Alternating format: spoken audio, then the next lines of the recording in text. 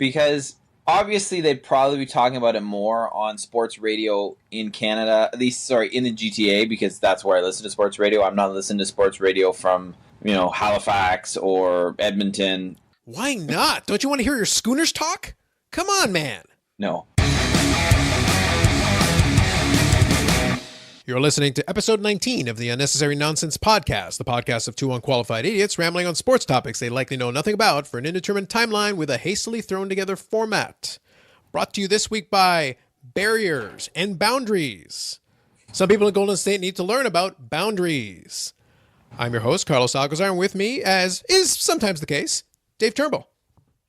I was waiting for you to change that up and saying as with always, because obviously I'm no longer always here, but most of the time. Happy to be here once again, actually back from my brief hiatus, I guess if you would call it that. And yes, boundaries are important. Yes. More so important in NBA Finals games, which we will get to later. Yeah. So we're going to keep the podcast really simple. We'll talk as long as we need to about the topics at hand. But I'll make it clear here at the start exactly what it's going to look like. As I try to always make the case, I will put timestamps in the show notes. So if you want to skip to a certain topic, you can jump straight to it. That'll make it a little easier for you on the listening side of it. I'll actually put some of the shameless plugs here right off the top, just so we can get out of the way. The podcast is available for anyone, anywhere you find your podcasts. iTunes, Spotify, Google Play, wherever you get your podcasts. Also, we have an Instagram. It's at Unnecessary Podcast. Your Twitter is unnecessary_pod. Our site is unnecessarypod.podbean.com. So you can find us anywhere there. Also, if you want to see a static image of our faces in cartoon pop form, you can check that out on YouTube. You can find that with Unnecessary Nonsense Podcast. Just type that in and you'll find a bunch of different videos and for the podcast episodes. And occasionally I'll do little podcast extras that are kind of bonus episodes where either video or not, where I'll end up talking about something, maybe at a little more depth. Or if it just so happens to happen in the middle of the week when we're not recording, that's another way of checking it out. So check out the YouTube channel anyway as well. With all that said, here are the two main topics we're going to get into. We're going to talk about the Stanley Cup Final, of course. We got that series tied at 2 games apiece. And then we're going to talk, I think, at more length about the NBA Finals, given that, A, Canadian content, the Toronto Raptors are still in the NBA Finals against the Golden State Warriors. And also, to be honest, there's a lot more plot lines. There's a lot more little pieces to talk about, and we can go in 100 different directions on it. So I think it'll be an interesting conversation. So for starters, why don't we just talk about the Stanley Cup Final a little bit? As I said, they're 2 games apiece. St. Louis taking on the Boston Bruins, coming off of a 7-2 loss in Game 3. The St. Louis Blues came back and won 4-2 in Game 4, so the series is tied at 2, as I said. But I'll be honest, I said it kind of in the last solo pod, I really haven't been that interested. Like, I've observed it. I watch the highlights. I try to pay attention a little bit and watch little bits here and there, but I just haven't been able to get into the Stanley Cup Final at all. It just hasn't been that interesting to me. I don't know. What do you think about that, Dave? I couldn't care less about this. Like, literally, I do not care at all. It's great that it's a series, and I still hope St. Louis pulls it out. My hate for Boston has not gone anywhere, but for whatever reason, this matchup just doesn't do it for me. And I think in the Stanley Cup playoffs, the final match, the Stanley Cup Final, has to be a matchup that intrigues me or interests me to make me care. Because honestly, I don't care about hockey in June. I think the hockey season goes on far too long, and I don't care now. It's June. I'm obviously more interested in the NBA Finals, mostly because the Raptors are in it. But I'm thinking about other things. I'm, outside doing stuff. I'm, refereeing, umpiring. I'm watching baseball games. Going for evening walks because there's, the sun's still out. Things like this. This is what I care about, not the Stanley Cup Final. Yeah, it's really, I think it's tough to really be in hockey mode. I think the other thing is, since you have 4 rounds, the playoffs go on for a really long time. Like, it's just, from the beginning, because I think the playoffs started basically, I want to say the end of April, but it might have been the beginning of May. No, it was early April. Was it early like the April? Second week of April. So it's really been like 2 months already of playoffs. Like, what I'm thinking there's the NHL needs to go the route of what the NBA used to do and what MLB does, and make the first series 5 games or something like that. Or at least experiment with that and discuss it and see if that's an idea. Because obviously they'd probably be talking about it more on sports radio in Canada, at least, in the GTA, because that's where I listen to sports radio. I'm not listening to sports radio from, Halifax or Edmonton. Why not? Don't you want to hear your Schooners talk? Come on, man. No. I want to hear my when are the Alouettes getting an owner? And talk. we haven't even talked about, and we haven't even gotten, by the way, we won't do it on this podcast, but I think next week, we have sufficient justification to actually talk about the CFL proper for the first time this year. Yeah, we can do we can do a preview and some division previews. I'm willing to boldly suggest that a Canadian team will win. I agree. But back to back to Stanley Cup. I'm thinking that they should, go that route and see if maybe making the first series, maybe in the first two series, a little bit different. That's just my thought on that. I just think, it's such a long grind, and if your team's not in it, it's hard to care. And I know the NBA finals are just as long. The NBA playoffs are just as long, or roughly the same time frame. But it's hard if you're not invested in it because you're a fan and you just love the sport, or because your team's in it still, or there's a really compelling matchup. You've moved on. You're on to other things, right? You don't care. There's nothing drawing you in. Well, I think I talked about a little bit about that in the solo pod part. The reason why I brought it up, so I'm glad you outlined that, and that's fair. I kind of am in the same boat. However, the only point that I made is that because you covered most of the main angles. Well, like if your team's in it, well, sure, obviously, if you're a fan, that's easy. If it's a compelling matchup, well, that's subjective. What is a compelling matchup? It depends. One thing I kind of stated that was a thought process of mine is, I'm in it if my team's in it. 1, I'm in it if like a hated rival's in it and I want to root against them actively. 2, in, this past year's Super Bowl, that was kind of tricky because, we were rooting against the Patriots, but we pretty much figured they would win.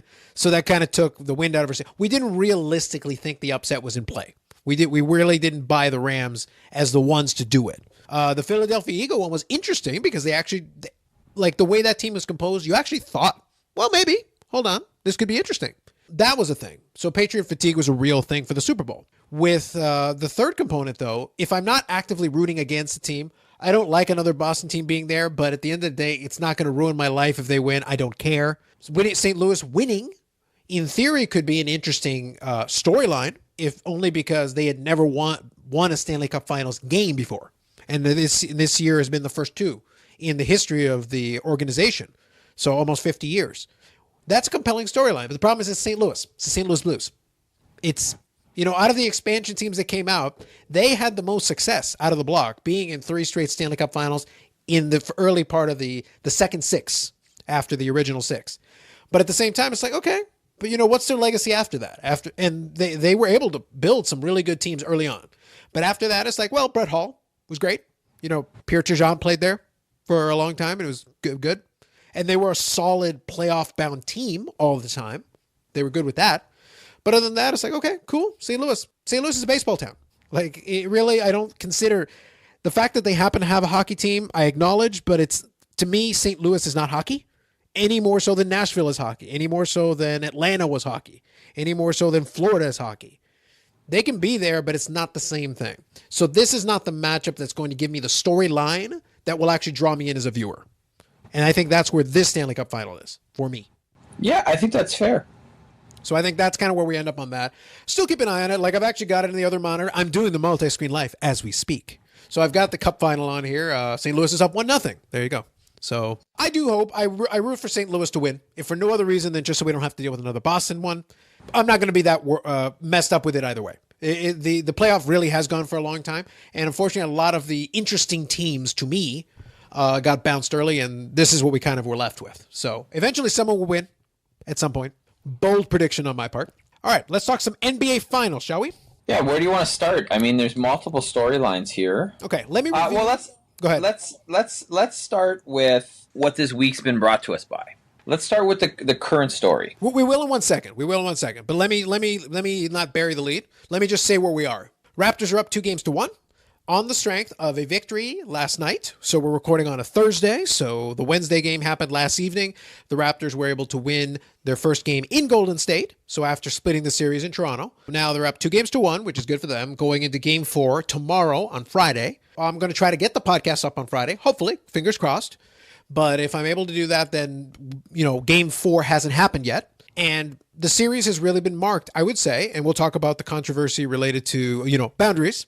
But the series has really been marked by, I feel like neither team has really been at full strength at any point.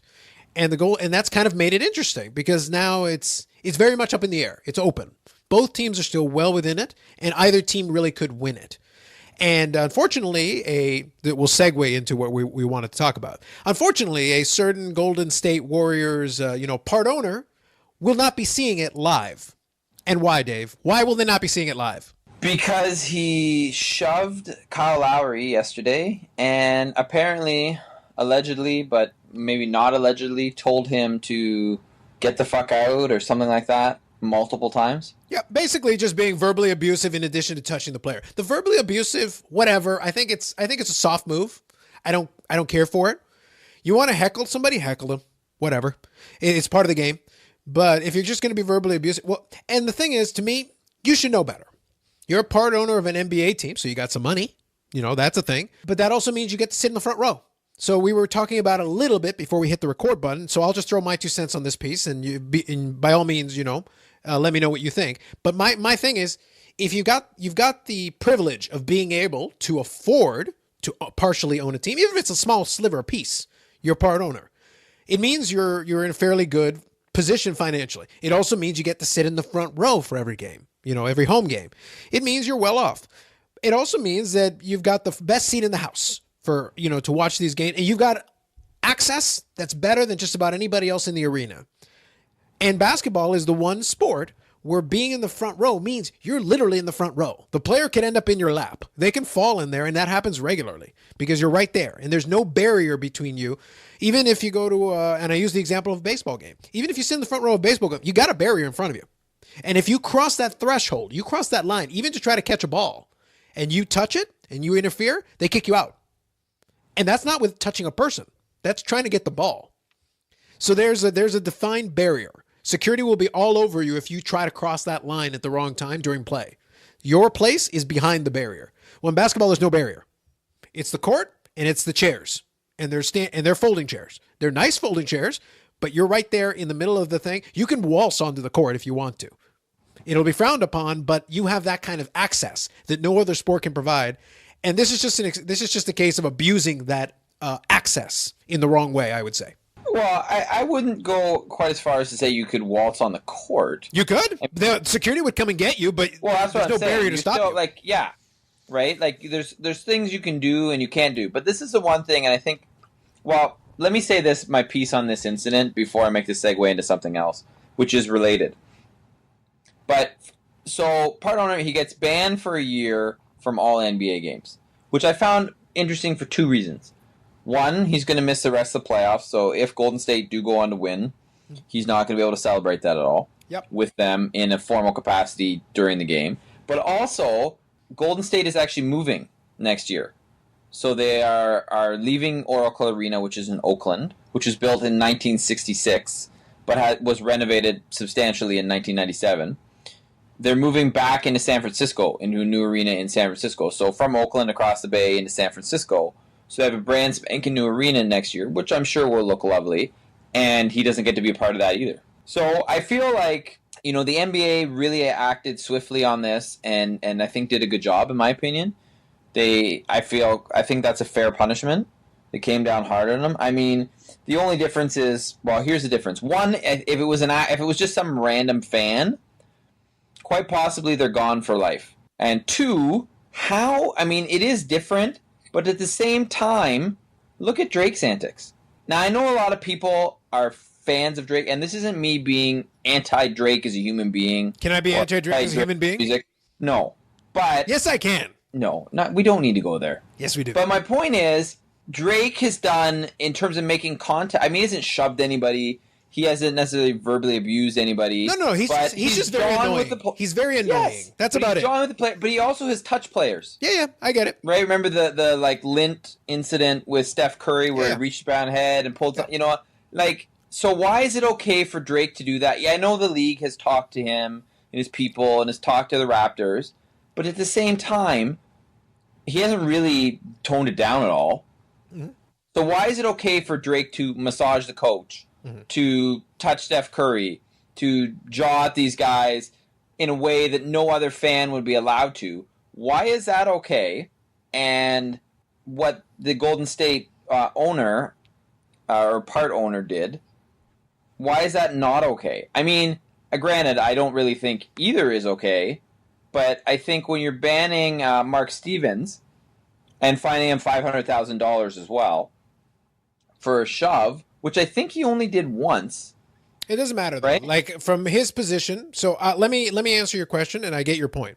But first of all, I can still hate Drake as a person just because he does annoy me enough. But with that said, he is not. I don't think he is. I'm not going to go as far as to say that what Drake does is like the worst thing in the world, and it isn't. But at the same time, I do think it's inappropriate, and I do think what you're talking about is a double standard, and the double standard comes from the fact that Drake is quote unquote famous, Degrassi and alleged music. But the point is that regardless of how you want to put it, he's being given a lot of leeway, whereas Stevens is not. I think a lot of that also has to do with the fact that Stevens is actually a part owner of an NBA team, that's where Adam Silver, I think, takes more offense. Even though he still really would dislike what Drake's doing, Drake is more, by being an ambassador, he's affiliated with the Raptors. But if Drake was part owner of the Raptors, it might be more of a thing for Adam Silver. So from his perspective, because Adam Silver technically works for the owners. So in reality, he took action against one of his quote unquote bosses. A fractional version of it, but technically he is at the behest of the owners, much like other commissioners are. But at the same time, it means that it was enough of a bad look that he wasn't comfortable with the idea of anyone who is in the position of owner or, associated with ownership being in that position versus where Drake, where they're like, seriously, dude, calm down, back up. But it's true. The reality is in a perfect world, you'd be even on this. You'd be like, look, Drake, stay in your chair. You want to cheer? Go ahead. Cheer from your chair. Stay in the seat. Don't go onto the court. Don't touch the players. Don't touch the coach. You want to chat with them after the game because they're willing to chat and hang out with you? Cool. But within the context of the game, again, there is no real boundary. That's why I said basketball is unique in the sense that there is no physical barrier with that front row and complete contact with everybody on the court. Officials, players, coaches. They're all within arm's reach. And that's played out over the course of this season. Russell Westbrook had a couple of incidents where fans touched him. And that was noted throughout the season because they can, because they're physically close enough to be able to touch players without anything being in their way. And the NBA has really been a little bit light on not disciplining or, kind of establishing that there should be some separation. You're fans, you're there to watch. You're not there to participate. You're not there to be part of the show, so to speak. Do you know what I mean? I do. So it's a bit of a nebulous thing, and the NBA kind of brings us on itself. They want to be inclusive. They want that interactivity, but it's a very, very fine line because if you think back in the history of the NBA, you used to have this is years and years and years back, when the team would win the championship, fans would storm the court. This was a thing, and it's not really something that you look at today, but think about it. When a team wins a championship today, how many people are on the court? Even if it's not fans necessarily, media people, friends and family of the player. It's really easy for everybody to get there because it's not like they have to go around a barrier or a wall or something. Just walk onto the court if you're on the appropriate level. That access has a double-edged sword. That means everybody can get to each other when they're on that same level. It's always going to be a little bit of a danger. Yeah, totally. Yeah. So Stevens is kind of being made an example of. I think also, from Adam Silver's perspective, I think the Stevens penalty might also be kind of a message to the Drakes of the world going like, look, we've seen enough already. We're going to start reacting a little bit more strongly. This might actually be a precedent setter. It might be like, look, going forward, we might just start doing this to more people in that front row if you guys just can't keep your hands to yourself. And that might be an approach. Maybe just start whacking people with fines and banning them. Yeah, I mean, I just hope it doesn't get to the point where, and I don't think it will, where people can't be sitting courtside anymore.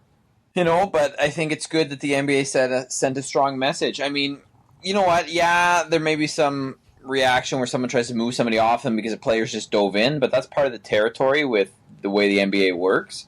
But obviously, Mark Stevens crossed the line, and, he's been punished accordingly for it. And I feel that if anybody else tries the same thing, they will be as well. So that's the off-the-court business. Now let's talk about the on-the-court business for a moment. It's interesting to me. Let me tell you what I'm seeing, and maybe you can tell me from your perspective if you're seeing something different. First of all, I think the series has been really good, obviously for the Raptors, for the franchise. It's energized the fan base. I was at work today and I saw an OG Raptors jersey. By the way, it's not Casual Friday, buddy. It's not Casual Friday. I'm just saying. Shamefulness at the bank is all I'm saying. We have a dress code, Dave. We have a dress code. Anyway, no, so the thing is, there's obviously been enthusiasm. There's been a lot of that, which has been good.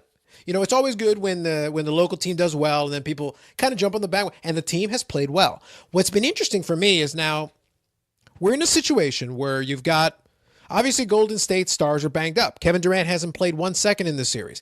He may come back in the series, he may not, but now it depends. Game 4 becomes critical, and we'll get to that more in a second, but I'm saying Game 4, so here's the most obvious piece of analysis that still needs to be said anyway. Game 4 is critical because it pretty much establishes what the most likely outcome is. Toronto wins Game 4, it's basically a wrap. That isn't to say Golden State couldn't possibly win 3 in a row, but I think Toronto's a good enough team that they wouldn't allow them to win 3 in a row. I think that would be a stretch. Yeah, I think if Toronto wins tomorrow night, so Friday, that it's extremely unlikely that Golden State wins 3 in a row. Yeah. Right? I think even if everybody came back and started playing for Golden State, I think Toronto can win 1 out of 3 games. I'm giving the staff and I'm giving Nick Nurse enough credit, even though I don't think the Raptors have really played their best game consistently from front to back, any of the games in this series. You could argue they could be up 3 games to nothing, with a better performance in Game 2.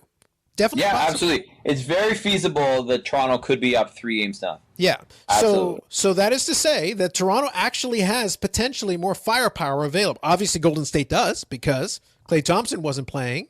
And it was kind of obvious to me that Game 3, Toronto had my expectation was that Toronto should have won Game 3. For no other reason than no Kevin Durant, no Klay Thompson. We knew who was going to shoot. It had to be Steph Curry. There was really no other option. It had to be him. And he did. Yeah. And he shot the lights out. 47 points. 47. Clearly, he's not enough on his own.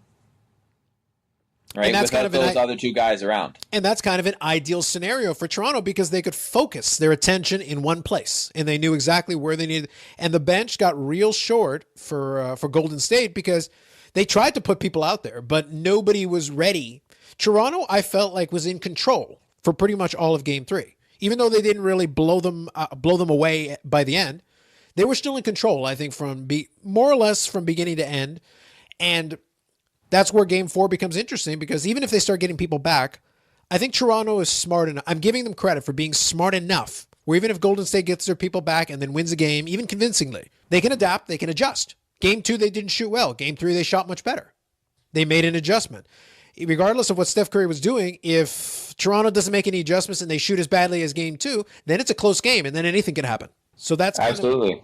That's kind of where what's gotten us to where we are. So now I'm not going to call it outright, but at the same time, now it's very plausible. Almost things have lined up in such a way where Toronto could very much win the NBA championship. And should that come to pass, now I'm going to talk about how this piece could be very interesting if Toronto wins. There's a couple of scenarios that are at play there. If Golden State wins, obviously, three-peat, then we end up talking about Kevin Durant. Where's he going to go? What's going to happen next? We're going to talk about that anyway. That'll come. But if Toronto was to pull it off, then there's a couple of interesting scenarios there. One thing I'll do before I get into that part, based on what you've seen, what do you think about how the Raptors have played the Golden State Warriors through the 3 games, given the circumstances and the way this has played out?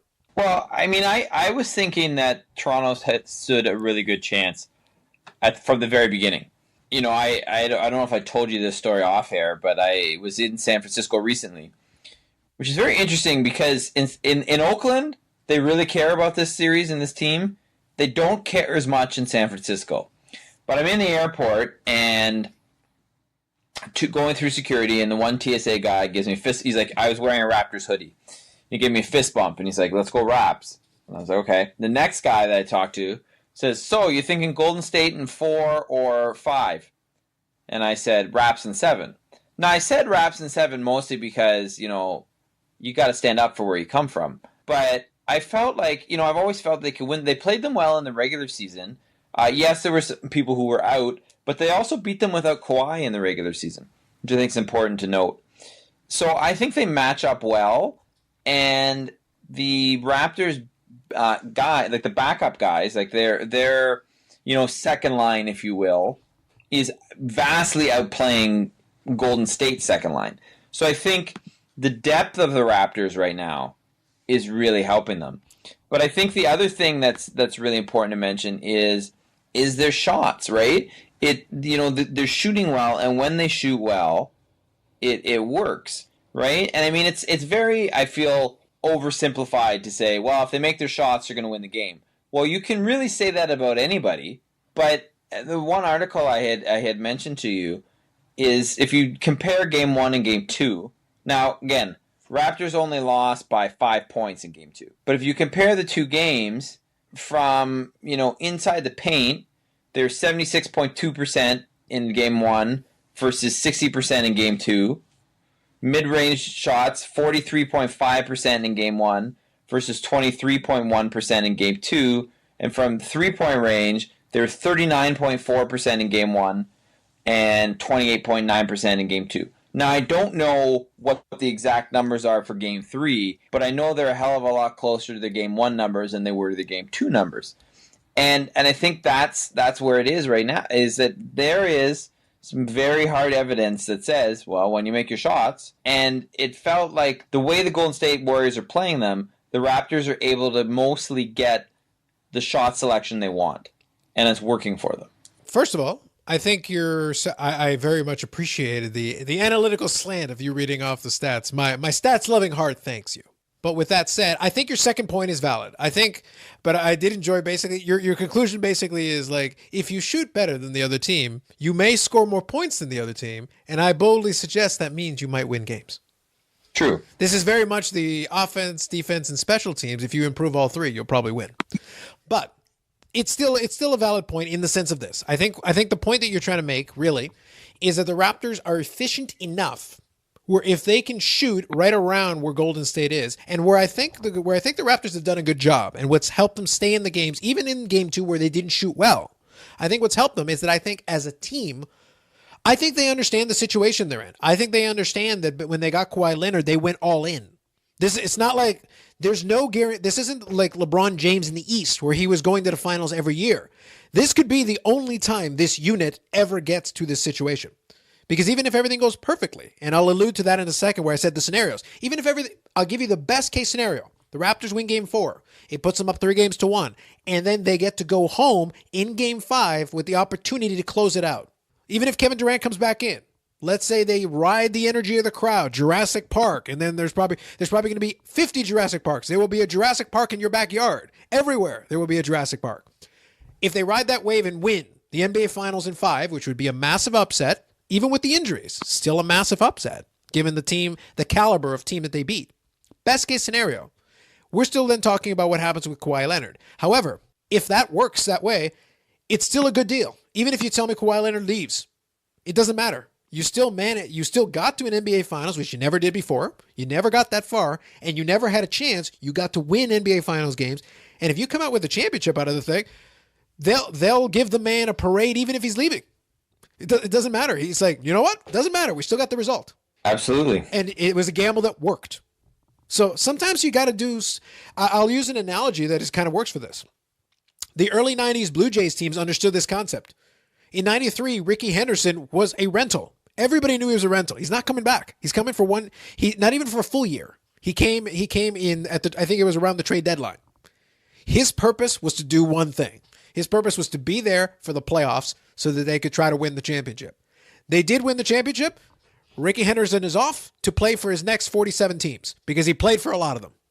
But it didn't matter. For one season, Rickey Henderson, or for part of a season, Rickey Henderson was a Blue Jay, and they won the championship, and nobody's complaining. Exactly. If he comes by, I'm sure someone will still ask him for an autograph. They'll still applaud him. It's like, hey, I remember 93. And it works. It's fine. Yeah. And I would say that, I mean, if they win, I may name my first child after Kawhi.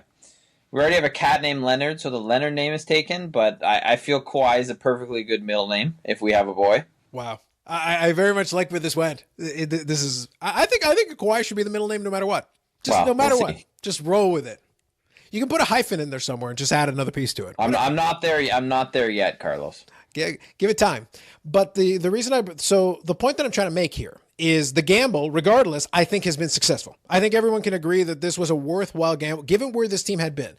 But I think given that there is no guarantee about the future, I think the team is playing like that. I think they're playing like a style where they're very much adopting a similar philosophy to Kawhi, where Kawhi, even though I think Kawhi is still banged up, I think he's playing a style of defense and ball distribution, and he's not trying to score 40 or 50 points a game. He's passing the ball around. He's keeping the other shooters going. I think Kawhi Leonard is very aware. This is why I say I like what the team has been doing conceptually in the mental part of the game. This is where I think his years in San Antonio actually pay dividends. Because I think Kawhi Leonard, even though he's not 100%, I think he's playing very smart basketball. I think he's making the right plays all the time. And when he does need to try to do something, I think he's capable of doing it. But I think he's also aware that the team isn't going to win if Kawhi Leonard is scoring 40 or 45 points. I don't think that's actually going to work against Golden State. You're not going to have one guy outshoot the other team. You need you need Siakam to be available. You need Lowry to be able to hit some shots. You need Van Vliet to hit some shots. If these players are doing this thing, similar to what happened in Game 3, I think, I could be mistaken, I know they had a multitude of players who got it to at least 15 points. So it was a very well distributed scoring. And if you're getting that, you're probably winning. You can give the other guy's superstar 47 points, and it's not going to help. Because I got this guy's getting 15, this guy's getting 15, this guy's getting 26, this guy's getting 23. You're winning. Yeah. It's just math. You're going to win with math. Eventually they run out of things, and it leads to your point about depth. If I've got all these 10-point guys, and you've got one guy getting nearly 50, and nobody else is in double digits, I'm probably winning. Mm-hmm. It becomes a math problem at that point. Yeah. So now here's the prediction part. So we've talked about the angles on this. If Toronto wins, do you think that makes it more or less likely that Kawhi Leonard would continue to stay? You know what? I think I can make an argument either way on that. So I would say that it's probably going to make him. I'm going to go because I'm going back and forth. I'm going to go and say more likely, and the reason I'm going to say more likely is two reasons. Well, maybe three. One, I think he actually likes Toronto. And likes the status he has and the popularity and all that. I think he also likes that people generally leave him be. They kind of just let him do his own thing. They don't bug him every 3 seconds about really dumb stuff. Yes. Two, he can get the most amount of money in Toronto. Yeah. And three, if he wants to win another championship, he's got a pretty good place where they are well positioned to make another run. Yeah, regardless of what happens. But it's very much the LeBron James syndrome, where the way the East has been in recent years, if you can build a strong, solid team, you could get to the finals with consistency in the East. There's no reason to believe you can't be there at the end with a chance if that's what you want to do. Now, one point I will make that kind of agrees with what you're saying. Do you remember when we were talking about the Kawhi thing a couple of weeks back, and I mentioned about the New Balance thing?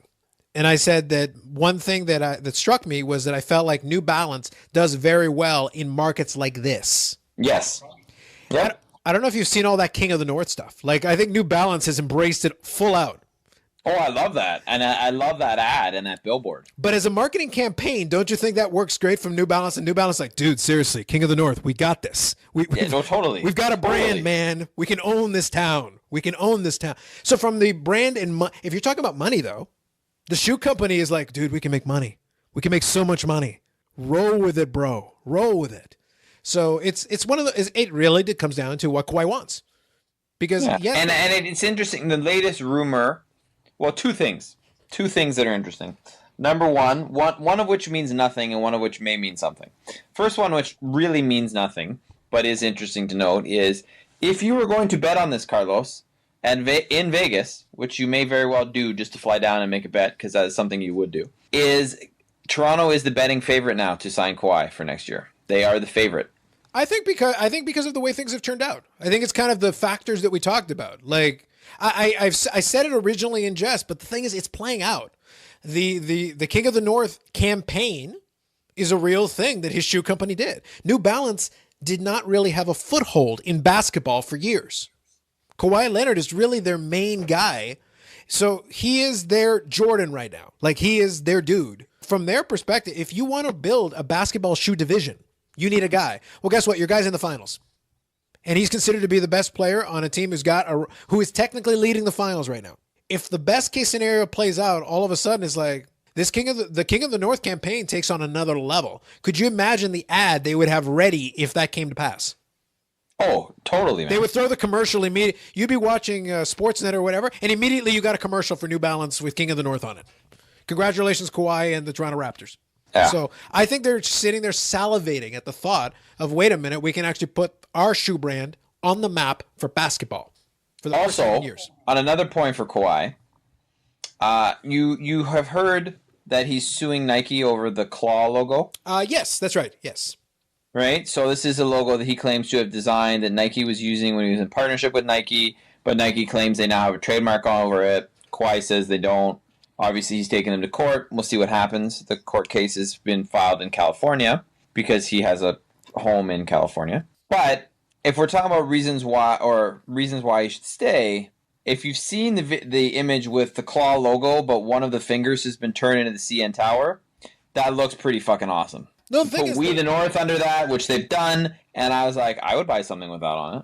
The branding opportunities are nearly limitless. That's why I said, I think the reason why, as you said, they switched to the betting favorite is because, unless you just want to go to LA for the sake of LA, like I said, the Clippers, to me, if you're going to do LA, the Clippers is the play.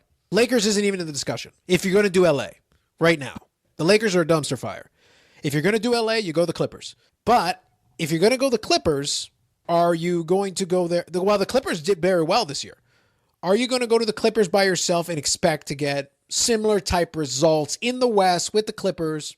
Man, I'm looking at the Clippers roster right now, and I know I don't know basketball that well, but there is nobody on this list that jumps out at me and goes, well, you know what? If they just get Kawhi, they got this. Yeah, I think the Clippers are banking on not just you having one guy. I think even if they target Kawhi, I think they would want to pair him with somebody. The idea would be to have two people. But as I said, by contrast, technically here, it's Kawhi's team. And I don't think any of the players have any issue. If you want to be the man, you're the man. And then we'll play around you, and then we'll work. Because what I will say, the other thing that I like about the way the Raptors have played out the series, everyone seems to have bought in. They're in. So, for the duration of this series, right from the coach on down to the players to everybody, it's we're all in. So we're going to try. The effort is there consistently on a nightly basis, which has been impressive, I would say. Is that fair? But I also point out this. If you're looking at the Western Conference, obviously, Golden State's still going to be there. But the gap between 8th and 9th in the Western Conference, you know how many games it was? 1 or 2? 9. Oh, is it 9? Between 8 and 9, you said? Yeah, so Clippers were the 8th seed. Okay. And the Sacramento Kings were the 9th seed. And there was a 9-game difference between the win-loss. Right? So you know what I mean? You're dropping off huge there. Yeah. In that case, whereas the Clippers themselves were 9 games behind Golden State. So I don't see him going to LA, being a game changer. I mean, are they going to be a playoff team if he goes there? Probably. Well, they're a playoff team now, so yes. Right? I mean, that's what I mean. Are they going to be a playoff team again? Well, they had a 9-game gap that any of these teams would have to make up. Right? And the next best team after Sacramento was the dumpster fire Lakers.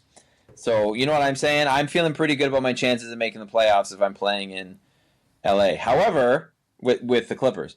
However, I'm not feeling that great about my chances about doing anything other than making the playoffs. Yeah. Well, the thing is, if you're a low seed in the West, then you're going to play most likely some combination of the Rockets, unless they blow it up, which is possible, or a Golden State, who would still be formidable, even if they don't have Kevin Durant. If Kevin Durant goes to the East, the Golden State Warriors still are pretty formidable in the West. It's not like they're suddenly going to drop off and be terrible. I don't think that's in the cards. No, I don't think so either. Yeah, I think they're still a good enough team to be dangerous to anybody out West. So the storylines are numerous. There's a lot of angles you can take on it. It'll be kind of interesting to see how that plays out. But what it comes down to is that so locally now, I think the engagement of the audience, what I'm going to be curious about, especially in the local market here, is obviously they did very well ratings-wise for Game 2 and Game 1 and all that. So we're going to have a Game 5 no matter what. That's a guarantee. So that means there will be a game 5 back in Toronto. If Toronto is in a position to clinch, I'd be curious to see if they re-break that ratings record, because already they've done very well ratings wise around here. So that would be huge. They could draw some big numbers. We already know what happens if a team is even in contention to be decent. When the Jays win the ALCS, they were doing great ratings numbers. Well, this team's in the finals. They've got a chance to win the whole thing. So it's right there. And there is a national audience that is watching. So that'll kind of be interesting to play out. Just trying to think, is there anything else? So we've got, okay, let's do it this way. I assume yes, but here's a question. And this will be something that I've thought about. They've talked about the opposite, but I'm thinking about it this way. If you're Kevin Durant and the Raptors are up 3-1, do you even bother coming back? What do you mean coming back? So let's say Durant is good enough that he can play, but they're down 3-1. So you're going to have to win 3 in a row. If you're anything less than 100%, knowing that you're likely going to more than likely look at free agency next year and all the potential places you could go, do you even risk it if it's not 2-2? You know what? I think if you feel that he can play, he can give you minutes, and he's not at risk of really re-injuring himself, then I think you play him.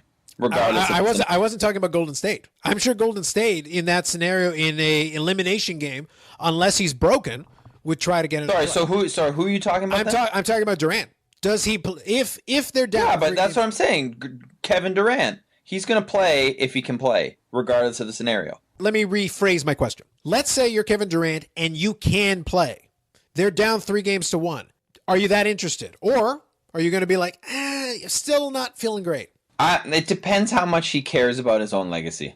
Does it affect his legacy, though? He didn't play a single minute of the series.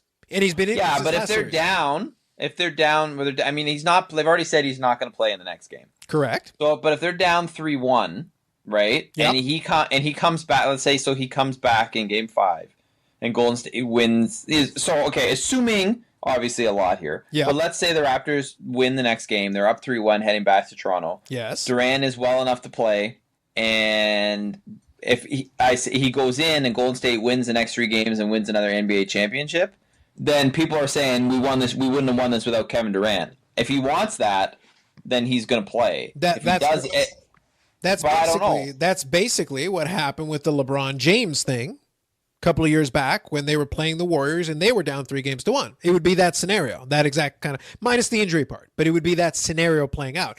However, same scenario. The reason why I'm asking this question is Kevin Durant is very cerebral. We've established this. And he is very concerned with his legacy. But maybe the way to think of it this way is, what do you think is a bigger hit to the legacy? Oh, I was injured. I wanted to come, but I can't prove to you whether Kevin Durant's healthy or not. If he says he's not healthy, I can't definitively tell you he is. He's been injured since last series. And they were able to play well to a certain degree without him. And I think he's actually, correction. He was off the entire Western Conference Finals and, the last couple of games of the series before that. So he hasn't played in a full series in a couple of games and then through 3 games in this series. If he's injured, I don't think anyone's going to give him that much of a hit. And I can only take him at his word and the doctors. By contrast, if he's down 3-1, to your point, if he comes back and they are able to storm back and win, great. That's a big exclamation point on his legacy in Golden State. But same scenario. You decide to try that. You come back, and the Raptors play a solid, intelligent game, which is what they've been doing. And they know that he's back, but they adjust their game plan accordingly. And the Raptors still win Game 5. Thanks, Kevin Durant. So what? That doesn't benefit him in any way. And if he re-aggravates an injury he has, that doesn't mean it's going to necessarily carry into next season. But if you're Kevin Durant, what I'm saying is a cerebral thought process. Do you risk it? Because you need to win 3 in a row in that scenario. The likelihood, it's only happened one other time ever. So are you playing those percentages where, okay, you come back and you win a game and then you lose in 6? Does that help you? Or was it kind of a waste of time? Well, fair enough. I think that's a good thought. I mean, personally, I don't think he's going to come back at all, and they're just playing mind games. But that's what I personally think. That's why I'm asking. The only reason I'm posing the question is I can't get in Kevin Durant's head. There's a lot going on in there.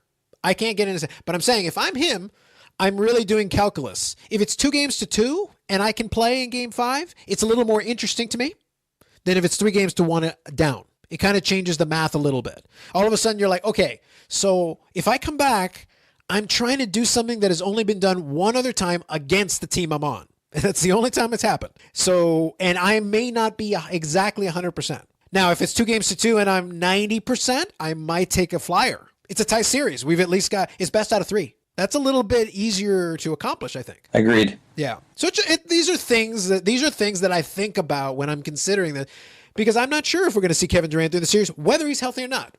My thought process is, could he be cerebral enough to sit back and look at what the situation is, and if it's not a good situation that he thinks is potentially a lose-lose, maybe he just stays injured until next season. Yeah. No, I hear you, man. Yeah, so a little conspiracy theory, Carlos, on that one. But I'd be curious to see if he actually does come back to play if circumstances are not favorable. I could talk about a few other things, but truthfully for the finals, I think those are the big things that are at the front of my mind. Yeah, you know what? I think for this pod, I mean, obviously we'll be talking about it more on the next one. I mean, the series could be over by the time we record again, but I think we've said enough here that gives enough people, the adoring public, enough to chew on until the next podcast. Until we come back and if it goes the right way, we can do a quick podcast extra. We're just like Raptors in 5 if they suddenly win. Just reaction. I'm okay with that. Yeah, just go with it. No, that's fair. So I'm good with that. So tell you what, let's transition into what we're looking forward to this week. All right. So here is my pretentious cross-country running report. It's what I'm looking forward to this week. The Women's World Cup begins tomorrow, Friday, in France. And the host nation, France, is expected to do well. They probably won't win it, but they're expected to do well. But Canada's looking pretty good. The Canadian women are in a group with, I wish I'd done some prep on this. Cameroon is who they're playing in their opening game, which I expect them to win. And I know they're also playing the Netherlands as well. So anyway, they're going up. Their first game is June 10th. So I'm looking forward to that. And I think that'll be, if you like high quality. Okay, so Cameroon, New Zealand, and the Netherlands, which isn't an easy group by any stretch of the imagination, but it is also not the hardest group either. I feel they'll win their opening game. And this is also a tournament where the third place team, depending on which thing, could get through to the next round. Truthfully, Canada's good enough to win that group and win all 3 of those matches. And then we'll see what happens. But for next week, I'm looking forward to Canada's games. So go Canada, go in that. As well, you have some friendlies and whatnot coming up in men's international soccer that is happening as well. Some UEFA Nations League and things like that, which I am interested in as well. Also some qualifying for the 2020 Euros. And Scotland's playing Cyprus, which is like woo, but at the same time, you can only play who you're up against. And if Scotland doesn't beat Cyprus, which, it's Scotland, so there's quite a possibility that they won't, because, that would be a very Scottish thing to do. But I think they're going to beat Cyprus, and then we'll see what happens from there. So I'm looking forward to those 2 things, and obviously I'm looking forward to watching the NBA more, right? I want to watch more finals. I want to see more of it. I can't get enough. I'm all about the XM NBA radio right now, and I'm going to the TFC game tomorrow. So I don't even know who they're playing, because I don't even care. Because after TFC probably inevitably lose, because that's what they're doing right now, they've actually pushed the game time an hour earlier, so that it will be over before tip-off, and then they're going to show the Raptors game on the screen at BMO Field. Are you actually going to watch the Raptors game from BMO Field? I will watch some of the Raptors game. How much I watch, there are a variety of factors that will depend on, but hey, I'm there. Are they still selling you concessions during that, I assume? Of course. Oh, that's money right there. So actually, that would actually be a really smart way to. Here's the thing. I appreciate, so kind of a quick point. I appreciate the enthusiasm of the fans in Jurassic Park, but I wouldn't stand outside watching a goddamn screen. I'm sorry. Leave me alone, people. I got a 55-inch TV at home, and I got a couch, and I can make snacks, and I can grab a beer, and I'm good, man. I'm solid. But I think the BMO thing, if you're already at the soccer game, and you can get beer brought to you and some snacks, it's not a bad deal. That's actually not a bad way to go. If you're watching it in a group, then you've at least got chairs. So that's not bad. Yeah, exactly. That- So anyway, so that's what I'm looking forward to this week, Carlos. How about you? Fair.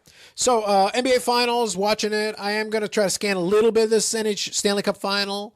St. Louis still up 1-0 with 16:47 in the third period left.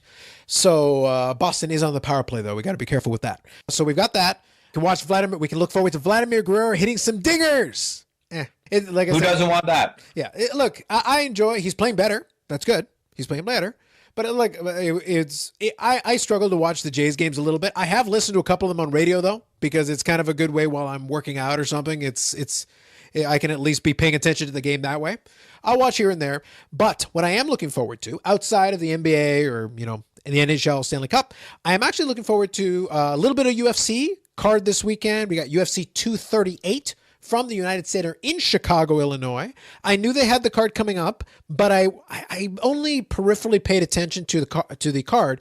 The main event looks like it's going to be Henry Cejudo versus Marlon Moraes in a bantamweight title championship bout. I really don't like the new UFC belts, by the way. I think they look like crap. I like the old ones. The one that I think should be the main event, that's more interesting to me, Valentina Shevchenko is taking on Jessica Ai for the flyweight championship. Valentina Shevchenko is good. So, this card looks solid. Tony Ferguson taking on Donald Cerrone. I think that's going to be good. Jimmy Rivera taking Peter Yan. I don't know Peter Yan, but I know Jimmy Rivera. That's interesting. Even the undercard looks decent. I'm like, what the heck? The prelims. Yeah, Tatiana Suarez and Alexa Grasso, who came from Invicta. There's some good fighters on this card between the prelims and this one. I think the fans in Chicago are going to be hot. They love some fighting out in Chicago. So I think probably a good venue for them. So that actually should be interesting. That concerns me because that means I might have $50 parting me. Whenever they actually have a good pay-per-view card and there's enough good fights on here, I might have $50 or $60 parting my pocket this weekend. So well, hey, you know what? For a good card though, it's worth it. For a good card, I think this is a worthy card. At least on paper, it looks. I could see some good fights potentially coming out of this. Because even all the way to the lower prelims, there's some good fighters on here, or at least fighters who are entertaining to watch, which is just as good, depending on the matchup. So that's what I would be looking forward to. Anything else on your end for that? Nope. Awesome. I am good. So we already handled Shameless Plugs, but one last time, I will remind you, YouTube channel, Unnecessary Nonsense Podcast. You can check it out there. iTunes, Spotify, Google Play, wherever you get your podcasts. That's Dave, myself. He may never come back if the riot happens over at BMO. If that's the last we hear of Dave, we will wish him well. And we will catch you on the next episode of the Unnecessary Nonsense Podcast.